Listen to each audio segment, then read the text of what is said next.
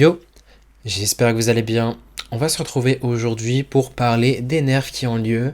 On va essayer d'anticiper quels decks vont devenir injouables, quels decks vont devenir meilleurs, parce qu'il y a eu aussi des ups et pas seulement des nerfs, et quels decks seront juste moins forts en termes de power level, mais resteront jouables. Pour parler de ces nerfs, j'en profite pour vous dire que peut-être vous avez l'info, mais certains se plaignaient de Bran, et Bran va être rota d'ici avril. Donc certaines cartes vont être rota, d'autres vont rester dans le standard.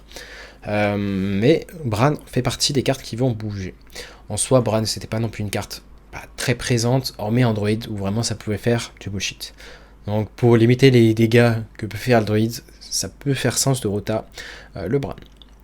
Maintenant, intéressons-nous aux nerfs qui ont lieu là, maintenant. Je crois qu'ils sont là maintenant. Launching Today, c'est ça. Donc là, alors vous voyez cette vidéo, les nerfs sont actifs. Donc quels sont les changements? Unleash Fell, au lieu d'avoir 4 de mana pour avoir le côté lifesteal, vous avez besoin d'avoir 6 de mana, donc ça va vraiment limiter l'impact de Unleash Fell contre les decks aggro qui vont se soigner T4, T5, je pense notamment en match-up contre Druid aggro, quand vous jouez DH contre Paladin, et ça va être vraiment très pertinent. C'est pas, vous détruisez pas la carte, mais c'est très pertinent. Pareil contre voleur, du coup vous avez moins le côté lifesteal très tôt. Pour ce qui est Relic of Dimension, il la passe à 6 de mana. Bon, c'est une carte qui est très forte. Ça fait que DH était devenu très fort. DH Quest était très fort. La carte restera jouable. Je pense que DH restera clairement jouable. Malgré ce nerf, c'est sûr que vous aurez pu la curve à base de T3, T2 Relic Vault, T3 première relique, T5 deuxième relique. Pas celle-là en tout cas. Donc ça va être quand même un bon impact. DH va perdre en power level, ça c'est sûr. Mais il restera jouable. Aura ses match-up contre les decks lents. Ça sera plus compliqué contre les voleurs miracles. On va dire il pourra moins battre un peu tout comme il faisait actuellement. Anu Rekan va se faire nerfer à les 3 prochains serviteurs coûtent de l'armure au lieu du mana. Donc contre tous les serviteurs, vous allez jouer coûte de l'armure au lieu du mana. Donc ça veut dire que vous aurez moins la frustration de vous faire OTK par druide. Et ça veut dire que des decks comme mage peuvent très clairement... enfin, mage pourra bien s'en sortir contre druide maintenant. Sauf peut-être contre alignement, mais il y a encore... ça devrait aller. Boon, le deck prêtre miracle, enfin prêtre combo qui était très présent, se fait un nerf à 5 de mana, donc le Boon se fait nerf. Est-ce que la carte restera, est-ce que le deck restera moins jouable? Il va vraiment perdre en power level. On avait vu notamment Norwis faire un trip top 1 avec le deck, donc ça peut faire sens, le deck se fait nerf, et parce que le deck devenait de plus en plus populaire à tout hello. Donc voilà, ça va perdre en power level, ça gagnera quand même dans certains match-up, mais on va dire ça va être bien plus lent. Donc nerf pertinent dans la mesure où il cherche à nerfer tous les decks vraiment trop forts. Prêtresse Valish passe à 1 mana. Prêtre Cochon en prend un coup indirectement, même s'il n'était pas très joué. Le deck qui n'en prend pas de coup, c'est le prêtre combo que j'ai présenté, et j'avais refait une vidéo à nouveau sur le prêtre combo. Et au final, je pense que là, le fait de jouer prêtre combo, on va vraiment gagner, parce que contre les DH, on était à peu près 50-50, légèrement devant. Là, je pense qu'on va être bien devant grâce au nerf du sort à 5 qui coûte 6 maintenant. Pareil, on va voir que voleur c'est bien fait nerf, donc on va être bien devant les voleurs. Je pense que prêtre devrait devenir une des meilleures classes, voire la meilleure classe, après les nerfs. Bien évidemment, vous aurez plus de vidéos sur les decks à jour, voir qu'est-ce qui est pertinent après nerf. Vu que ça va être les fêtes, il y aura moins de vidéos. Vous avez déjà vu, là, il n'y a pas eu 2 vidéos par jour. Bon, là, exceptionnellement, ce soir, il y en aura 2. Mais pendant les fêtes, il y en aura moins. Pendant la reprise du compétitif, à savoir dès janvier, il y en aura plus, parce que je jouerai énormément pour garder un bon niveau compétitif et pour tryhard des qualifications au Master Tour. Maintenant, passons à Draka. Draka, elle va coûter 5 au lieu de 4, donc très gros nerf, ils ont bien touché Draka. Graveyard passe à 3 de mana également. Là, on voit qu'ils veulent vraiment détruire un des decks le plus fort de la méta. Si quelqu'un d'ailleurs peut drop les nerfs dans le chat pour notre ami Mugen, ça serait gentil. Donc Graveyard passe à 3 de mana. Sketchy passe à 4 de mana. Maintenant, est-ce que je m'attends à ce que Voleur Miracle soit détruit? Peut-être pas la version avec Concoction, ça restera jouable. mais c'est sûr que ça sera moins explosif, ça c'est sûr. Déjà, si vous avez vu la vidéo virale de Vince qui se prend une Draka tour 1 à 13 d'attaque, ben, là ça va pas être le cas. Merci d'avoir drop le lien. Donc voilà, il y aura plus de Draka possible tour 1, mais tour 2 ça sera possible. Ça sera rare mais possible. Sketchy se fait nerf, pareil ça va vraiment ralentir Voleur d'Efrattle. Mais ça restera jouable, ça aura ses match-up encore une fois.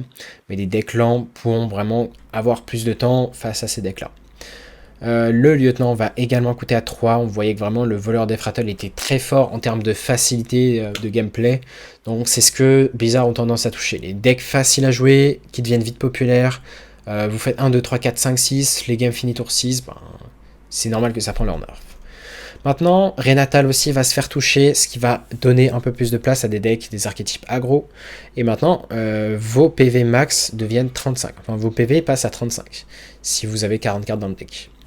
Maintenant, ça va vraiment limiter la pertinence de Renatal. Par contre, dans des decks, des mirrors de contrôle, on va être content de jouer 40 cartes. Je pense notamment aux mirrors de prêtre, parce que les games vont à la fatigue. Donc, ça va être la seule pertinence, si vraiment la méta devient contre eux. Cette carte devient bannie du wild, donc elle n'était pas jouée en standard. Donc rien à redire, Tampering. Maintenant pour les buffs. Les buffs, je vais zoomer un peu d'ailleurs, bon tant pis vous n'aurez pas eu de zoom pour avant.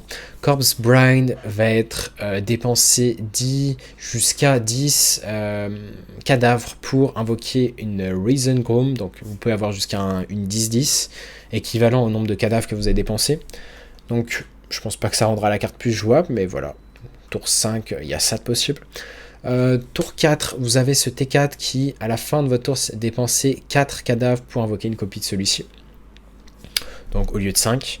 La 3-4 qui va vous faire gagner 4 corps au lieu de 3 en mettant un serviteur dans votre deck pour gagner justement ces 4 cadavres. Ça peut être bien pour une optique de value, tout simplement.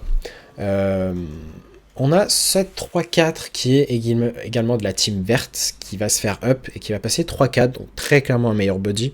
On voit qu'ils veulent rendre vraiment l'archétype vert, des cas verts jouables. Donc je ferai une vidéo très certainement si l'archétype devient viable d'ici très certainement 2-3 jours quand je serai de retour vu que je vais partir 2-3 jours en vacances. Le Stitched Giant va coûter 9 au lieu de 10, donc de la team verte, coûte un de moins pour chaque cadavre que vous avez dépensé pendant cette partie.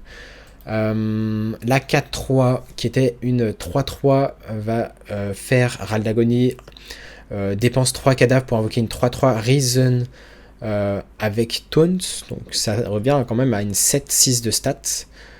Ça peut être pas mal en termes de buff. Le fait que c'est 4 d'attaque au lieu de 3, bah, ça fait un peu plus de pression, c'est un peu plus de gueule. La 4-3 pour 5 de la team bleue invoque 2-1 élémental avec Râle d'Agonie, inflige 2 points de dégâts à un adversaire aléatoire, donc ils ont passé 4-3 au lieu de 3-3.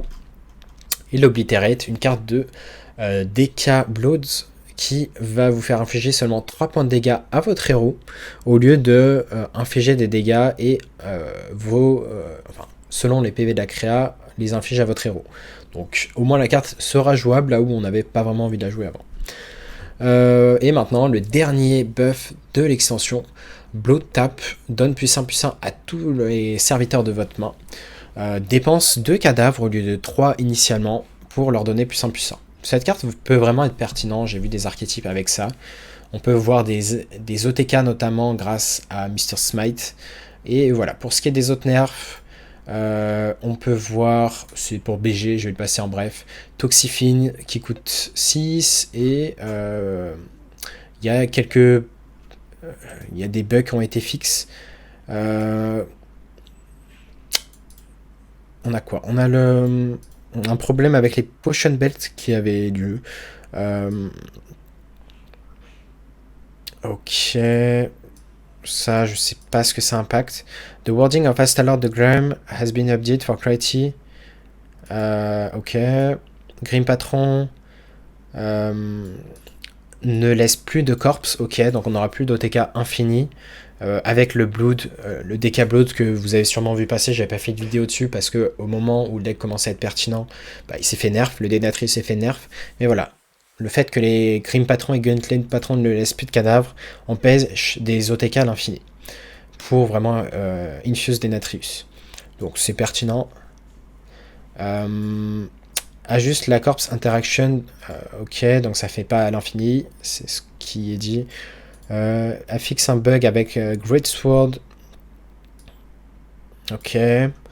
Un bug avec Scourge Strike. Ok. Une carte qui marchait pas. Ok. Une carte ne comptait pas comme une dépense de corpse. Ok. Et enfin, remplis votre main. Si un... Ok. Enfin bref, vous avez quelques cartes qui ont été fixes. Juste, j'ai du mal avec les noms. J'ai plus l'aspect visuel. Et vu que j'ai pas trop joué des cartes, enfin toutes les cartes, voilà. Vous aurez le lien dans la description si vous voulez voir vous-même en détail, carte par carte. Les bugs ont été fixes. Sur ce, je vous dis à très bientôt pour une nouvelle vidéo. Passez de bonnes fêtes, même si je reviendrai un petit peu avant les fêtes. Et tchuss.